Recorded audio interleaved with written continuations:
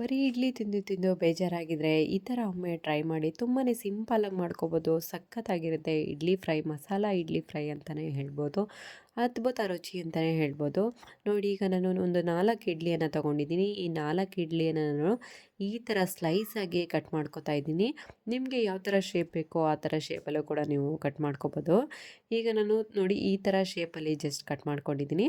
ಈಗ ನೋಡಿ ಎಲ್ಲ ನಾನು ತಗೊಂಡಿರುವಂಥ 4 ಇಡ್ಲಿನೂ ಕೂಡ ನಾನು ಎಲ್ಲ ಕಟ್ ಮಾಡ್ಕೊಂಡಿದ್ದೀನಿ. ಬನ್ನಿ ಹಾಗಾದರೆ ಹೇಗೆ ಮಾಡೋದು ಅಂತ ನೋಡೋಣ. ಒಂದು ಪ್ಯಾನ್ಗೆ ನಾನು ಇಲ್ಲಿ 2 ಟೇಬಲ್ ಸ್ಪೂನ್ ಆಗೋಷ್ಟು ಎಣ್ಣೆನ ಸೇರಿಸ್ತಾ ಇದ್ದೀನಿ. ಎಣ್ಣೆನ ಸೇರಿಸಿ ಎಲ್ಲ ಕಡೆ ಸ್ಪ್ರೆಡ್ ಮಾಡಿಕೊಂಡ್ರೆ ಸಾಕಾಗುತ್ತೆ.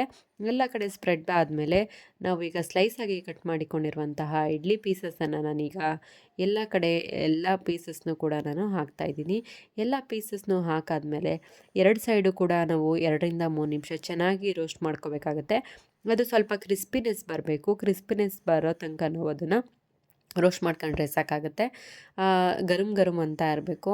ಆಮೇಲೆ 2 ಕಡೆ ಕೂಡ ಚೆನ್ನಾಗಿ ರೋಸ್ಟ್ ಆದರೆ ಸಾಕು. ನೋಡಿ, ಈಗ ಎಲ್ಲ ಚೆನ್ನಾಗಿ ಇಡ್ಲಿನ ರೋಸ್ಟ್ ಮಾಡ್ಕೊಂಡಿದ್ದೀನಿ. ಇದನ್ನು ನಾವು ಒಂದು ಪ್ಲೇಟಿಗೆ ಎತ್ತಿಕೊಳ್ಳೋಣ. ನೆಕ್ಸ್ಟು ಮಸಾಲೆಗೆ ಏನೇನು ಬೇಕು ಅಂತಂದರೆ ತುಂಬಾ ಸಿಂಪಲ್ಲು ಕೂಡ, ಮನೇಲಿರೋ ಇಂಗ್ರೀಡಿಯೆಂಟ್ಸನ್ನು ಬಳಸಿ ಮಾಡೋ ಅಂಥದ್ದು. ಈಗ 2 ಟೇಬಲ್ ಸ್ಪೂನ್ ಆಗೋಷ್ಟು ಎಣ್ಣೆನ ಹಾಕ್ಕೊಂಡಿದ್ದೀನಿ. ಸ್ವಲ್ಪ ಸಾಸಿವೆ, ಸೋಂಪುಕಾಳು, ಒಣಮೆಣ್ಸಿಕಾಯಿ ಮತ್ತು ಸ್ವಲ್ಪ ಕರಿಬೇವಿನ ಸೊಪ್ಪನ್ನು ಹಾಕಿ ನಾನು ಚೆನ್ನಾಗಿ ಇದನ್ನೆಲ್ಲ 1 ನಿಮಿಷ, ಜಸ್ಟ್ ಒಂದೇ 1 ನಿಮಿಷ ಫ್ರೈ ಮಾಡ್ಕೊತಾ ಇದ್ದೀನಿ. ಇದೆಲ್ಲ ಫ್ರೈ ಆದಮೇಲೆ 2 ಈರುಳ್ಳಿಯನ್ನು ನೋಡಿ ನಾನು ಸ್ಲೈಸಾಗಿ ಕಟ್ ಮಾಡ್ಕೊಂಡಿದ್ದೆ. ಆ 2 ಈರುಳ್ಳಿಯನ್ನು ಹಾಕಿ ಮತ್ತು ಜಜ್ಜಿಕೊಂಡಿರುವಂಥ ಶುಂಠಿ ಬೆಳ್ಳುಳ್ಳಿ ಪೇಸ್ಟನ್ನು ಕೂಡ ಹಾಕ್ತಾಯಿದ್ದೀನಿ. ಅದೆಲ್ಲ ಹಾಕಿ ಶುಂಠಿ ಬೆಳ್ಳುಳ್ಳಿ ಪೇಸ್ಟು ಹಸಿ ವಾಸನೆ ಹೋಗಬೇಕು. ಈರುಳ್ಳಿ ಸ್ವಲ್ಪ ಕಲರ್ ಚೇಂಜ್ ಆಗೋವರೆಗೂ ಫ್ರೈ ಮಾಡಿಕೊಂಡ್ರೆ ಸಾಕಾಗುತ್ತೆ. ತುಂಬಾ ಸಿಂಪಲ್ಲು ಕೂಡ ಈ ಮಾಡೋ ವಿಧಾನ. ಅಷ್ಟು ಅದ್ಭುತವಾಗಿರುತ್ತೆ ಈ ರೆಸಿಪಿ ಅಂತಲೇ ಹೇಳ್ಬೋದು. ಸ್ವಲ್ಪ ಅರಿಶಿನ ಸೇರಿಸ್ಕೊಳ್ಳಿ.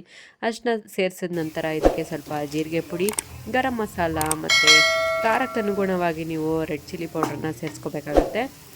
ಇದನ್ನೆಲ್ಲ ಹಾಕಿ ನೀಟಾಗಿ ಚೆನ್ನಾಗಿ ಅದ್ರ ಫ್ಲೇವರ್ ಬರೋ ತನಕ ಚೆನ್ನಾಗಿ ಫ್ರೈ ಮಾಡಾದಮೇಲೆ ರುಚಿಗೆ ತಕ್ಕಷ್ಟು ಉಪ್ಪನ್ನು ಹಾಕಿ ಚೆನ್ನಾಗಿ ಫ್ರೈ ಮಾಡ್ಕೊಳ್ಳಿ. ಇದು ನಂತರ ಫ್ರೈ ಎಲ್ಲ ಚೆನ್ನಾಗಿ ಫ್ರೈ ಆಗಿದೆ ಅಂದಮೇಲೆ ನಾವು ರೋಸ್ಟ್ ಮಾಡಿಕೊಂಡಿರುವಂತಹ ಇಡ್ಲಿನೆಲ್ಲ ಸೇರಿಸ್ತಾ ಇದ್ದೀನಿ. ಇಡ್ಲಿ ಪೀಸಸ್ನೆಲ್ಲ ನಾವು ಹಾಕೋಣ.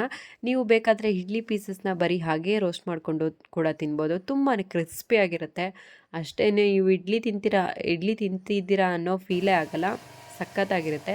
ಇದೆಲ್ಲ ನೀಟಾಗಿ ಮಿಕ್ಸ್ ಆದಮೇಲೆ ನೀವು ಫ್ಲೇಮನ್ನು ಆಫ್ ಮಾಡಬೇಕು. ಫ್ಲೇಮನ್ನು ಆಫ್ ಮಾಡಿದ್ಮೇಲೆ ಇದಕ್ಕೆ ಒಂದು ಅರ್ಧ ಹೋಳು ನಿಂಬೆಹಣ್ಣನ್ನು ಸೇರಿಸ್ತಾ ಇದ್ದೀನಿ. ಅರ್ಧ ಹೋಳು ನಿಂಬೆಹಣ್ಣೆಲ್ಲ ಹಾಕಿ ತುಂಬಾ ಚೆನ್ನಾಗಿರುತ್ತೆ. ಸ್ಪೈಸಿಯಾಗಿ ಅಷ್ಟು ಅದ್ಭುತವಾಗಿರುತ್ತೆ. ಸ್ವಲ್ಪ ಪೆಪ್ಪರ್ ಪೌಡ್ರನ್ನು ಸೇರಿಸ್ಕೊಳ್ಳಿ. ಪೆಪ್ಪರ್ ಪೌಡ್ರ್ ಆದಮೇಲೆ ಇದಕ್ಕೆ ಸ್ವಲ್ಪ ಕೊತ್ತಂಬರಿ ಸೊಪ್ಪನ್ನು ಸೇರಿಸ್ಬಿಟ್ರೆ ತುಂಬಾ ಅದ್ಭುತವಾಗಿರುವಂತಹ ಮಸಾಲ ಇಡ್ಲಿ ಫ್ರೈ ರೆಡಿಯಾಗಿಬಿಡುತ್ತೆ. ಈ ವಿಡಿಯೋ ಯಾರ್ಯಾರು ನನ್ನ ವಿಡಿಯೋನ ಸಬ್ಸ್ಕ್ರೈಬ್ ಮಾಡಿಕೊಂಡು ನೋಡ್ತಾ ಇದ್ದೀರೋ ಅವ್ರು ಎಲ್ರಿಗೂ ಕೂಡ ಥ್ಯಾಂಕ್ಸ್ ಅಂತಲೇ ಹೇಳ್ತೀನಿ.